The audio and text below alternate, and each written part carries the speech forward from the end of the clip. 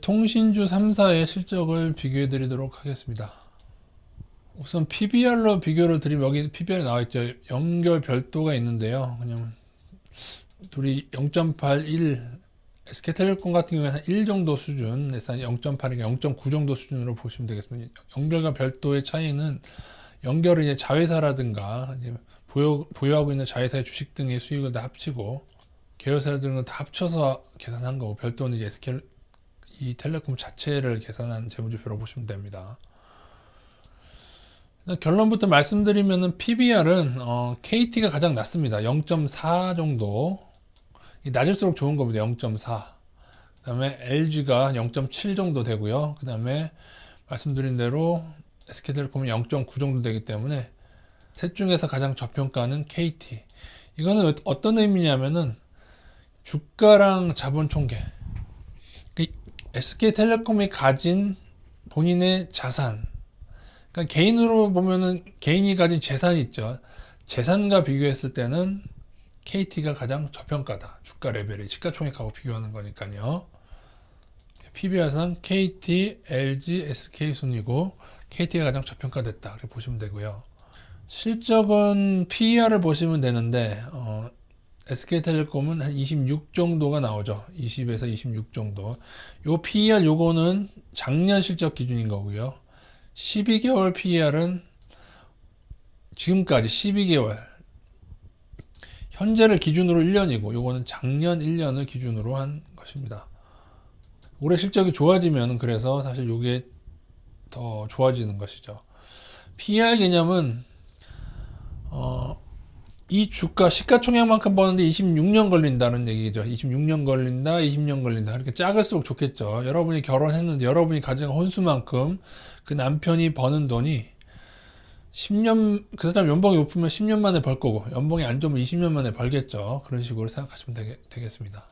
PER이 7이다. 아, 내가 가진 혼수를 7년 만에 이 사람 연봉으로 뽕 뽑을 수 있다. 그렇게 생각하시면 되는 겁니다. 당연히 이것도 낮을수록 좋은 거죠. 요걸 봤을 때 한번 비교를 해보겠습니다.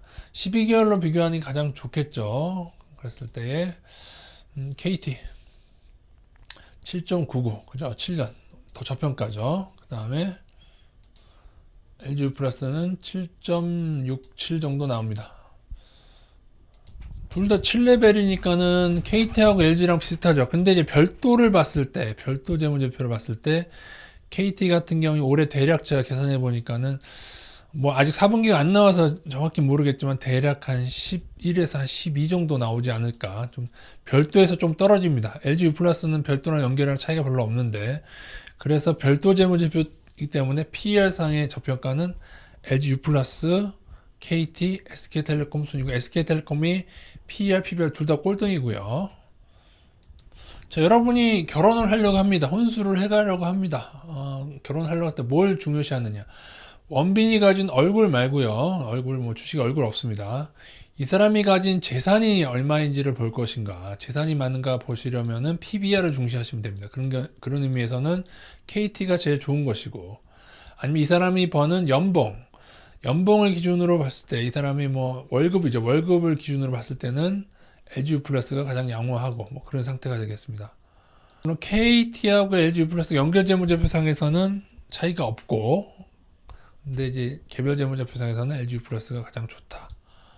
또 하나 봐야 될 게 있죠. 이 사람의 월급이 점점 늘어나고 있는지, 아니면은 월급이 좋았다가 줄어들고 있는지도 봐야 되고, 또 하나 봐야 될 게 뭐 있죠?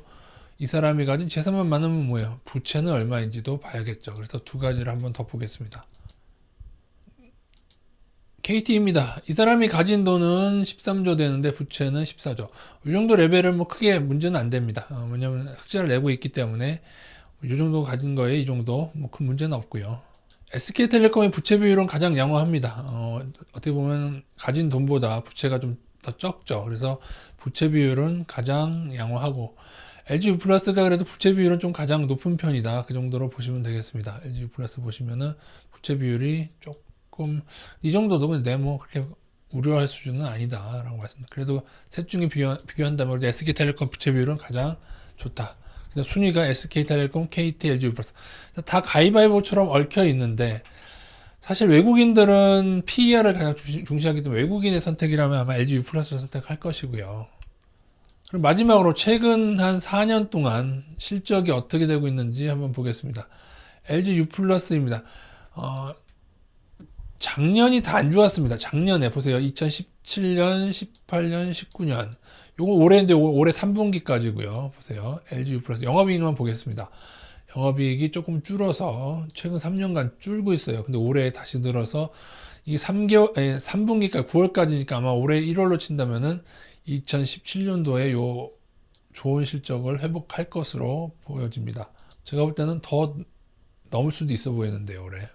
코로나 때문에 아마 언택트 때문에 아마 사용이 늘어나는 것이 아닐까 싶습니다. 결론적으로 통신주는 작년까지 다 수익이 줄었는데 그 수익이 줄어든 정도를 보세요. 누가 더 많이 줄었냐 정도로 보시면 됩니다. 올해 얼마나 많이 회복됐느냐. LG 플러스는 작년 대비해서는 41%, 3분기 기준으로 봤을 때는 41% 증가했습니다. KT도 마찬가지 모습 보이죠. 17년도에 비해서 영업이익이 줄어서 이 정도로 줄고 있는데 대략 비슷한 것 같아요. 퍼센트는. 근데 작년 대비해서 이건 작년 3분기까지, 그러니까 작년 4분기 때가 진짜 별로였나 봐요. 그죠? 작년 3분기 때까지 이거였고, 그래서 모르겠습니다. 올해 만약에 4분기가 작년 4분기처럼 이렇게 안 좋지 않고 괜찮다면은 작년보다는 훨씬 더 좋아지겠죠, 올해.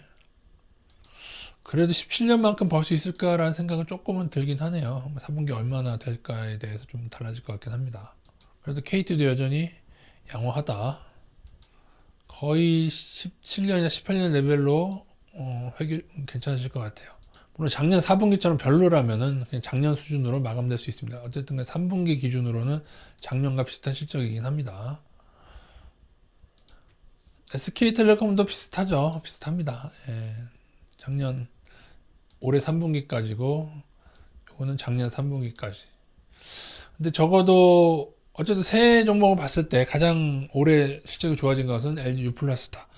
그래서 셋 중에서는 제가 LG U 플러스의 승을 말씀드리고 싶습니다. SK보다는 LG U 플러스나 아니면은 PBR 그 자산을 생각한다면은 KT가 낫지 않나. 그리고 작년까지 실적이 좀 계속 떨어져 왔기 때문에 외국인들도 계속 매도를 하고 있죠. 근데 퍼센트상 외국인 매도가 가장 큰 종목은 LG U 플러스이고요.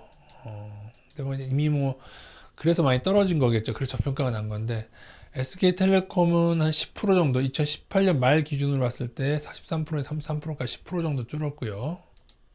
KT는 한 6% 정도 줄었습니다. 49%에서 그래서 5% 정도로 봐야겠네요. 5% 정도, 한 5, 6% 정도 줄었습니다. KT는 사실 외국인이 49% 이상 못 사거든요. 늘 만땅 채워져 있다가 올해 들어서 좀 매도가 나왔는데 그냥 작년 실적이 별로 안 좋아서 그런 것 같긴 한데요. 그래도 퍼센트로는 한 5% 정도뿐이 안 줄었다. LG U 플러스는 많이 줄었긴 합니다. 가장 높았을 때가 얼마였냐면은 43%에서 지금 거의 29%막 30% 그러기 때문에 14% 정도 외국인이 좀 예전에 비해 많이 줄어든 상태다. 전체적인 현재 외국인 비중으로도 한 30%, 29% 왔다 갔다 하고 있어서 KT의 46%나 SK텔레콤의 33%에 비해서도 좀 적긴 하죠. 외국인 비중으로는 조금 LG U 플러스가 밀린다 정도로 보시면 되겠습니다. 또 하나 마지막으로 근데 일단 실적은 이렇게 저평가인데요. 제가 예전에 언뜻 듣기로 약간 통신주에서 실적을 명확히 계산하기보다는 약간 자기들 유리한 쪽으로 계산했다라는 기사를 본 적이 있는데 지금 그게 시정이 됐는지 그걸 잘 모르겠습니다. 이게 실적도 조금 자기들 잡기 나름인데 그게 반영될 실적인지 모르겠어요. 그러니까 요거보다는 조금은 더 고평가될 가능성도 염두에는 두는데 그렇다고 해도 저평가겠죠. 지금 워낙 저평가이기 때문에 제가 볼 때는 그렇습니다. 그거는 뭐 실적 PR에 대한 것만 조금 변동된 그래서 PBR 상으로는 현재도 많이 저평가이기 때문에 LG 플러스와 KT는 투자 가능 레벨로 저는 보고 있습니다. 이상입니다. 뭐 차트도 괜찮고요. LG 플러스 KT 차트 괜찮습니다. SK텔레콤은 조금은 떨어진다. 그렇게 보시면 되겠습니다. 이상입니다.